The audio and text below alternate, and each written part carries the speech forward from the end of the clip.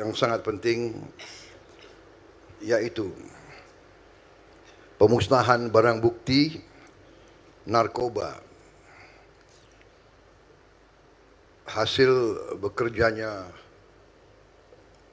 Polri selama 1 tahun, Oktober 24 sampai Oktober 25, yang berhasil mereka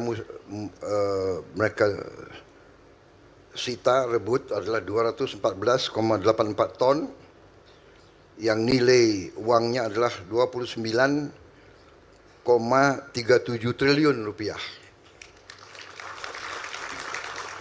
Dan bila tidak berhasil mereka cegah atau mereka sita, mereka tangkap, itu bisa digunakan oleh 629 juta manusia. Berarti lebih dari 2 kali bangsa Indonesia, hampir 2 kali. Saya dalam hal ini menyampaikan penghargaan saya sebesar-besarnya kepada seluruh anggota Kepolisian Negara Republik Indonesia dimanapun sedang bertugas.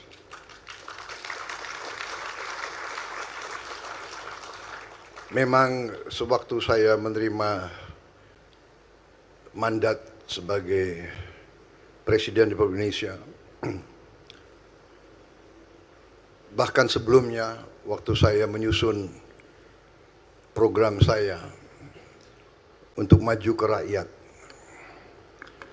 memang saya sudah mengerti, saya sadar, dan saya menempatkan masalah pemberantasan korupsi ini sangat tinggi.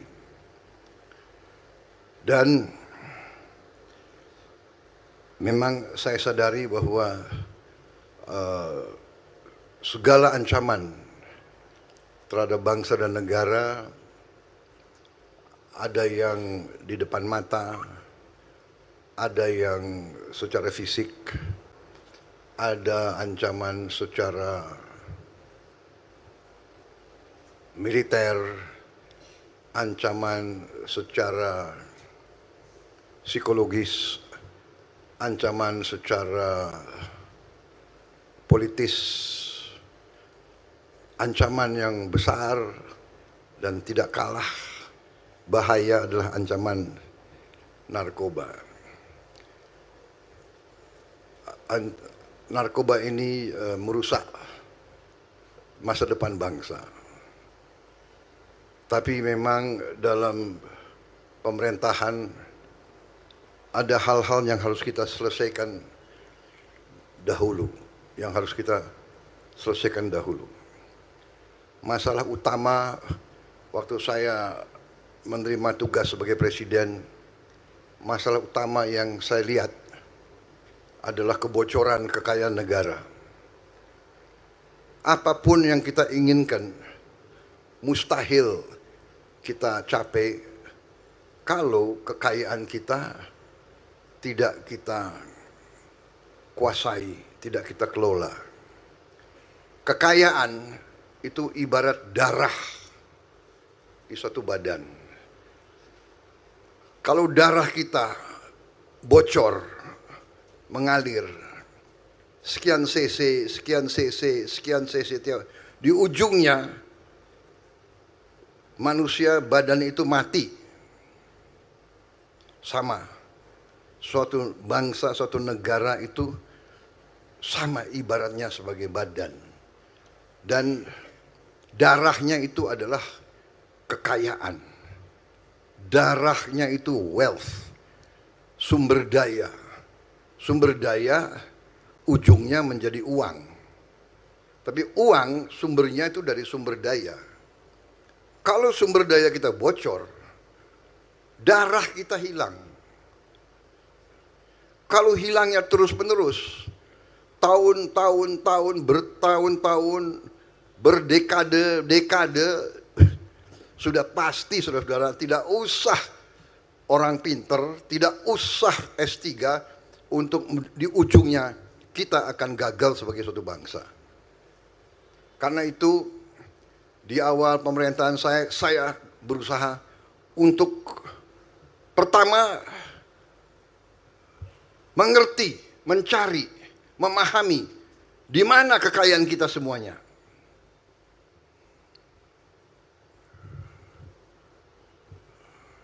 Dan saya berusaha mengkonsolidasikan ini.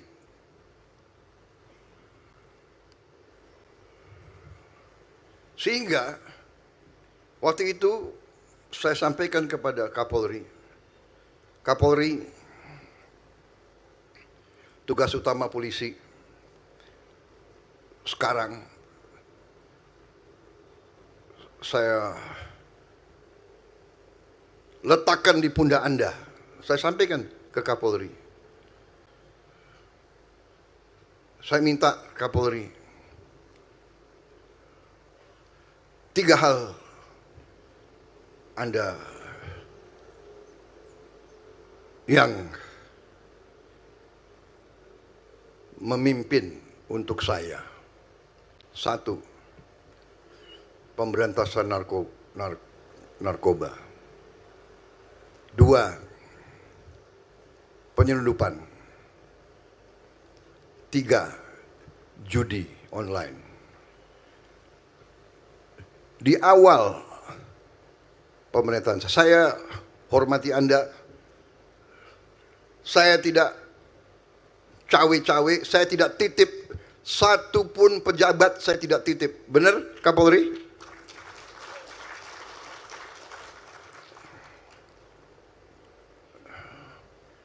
Ya, kalau mantan pengawal saya ada polisi yang dulu ngawal saya, tolonglah masuk secaba, masa, ya kan?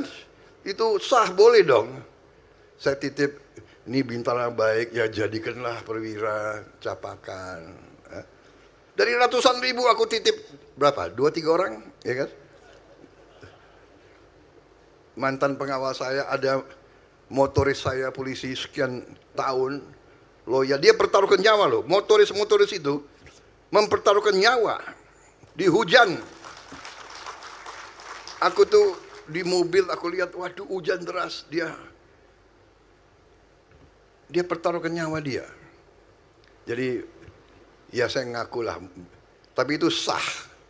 Bener nggak? Ayo jenderal-jenderal, menteri-menteri, kalian juga nitip-nitip kan? Ya 1-2 orang boleh. Tapi nggak ada saya titip ponaan saya apa, iya kan? Tolong jadi ini, nggak ada. Anda tanggung jawab.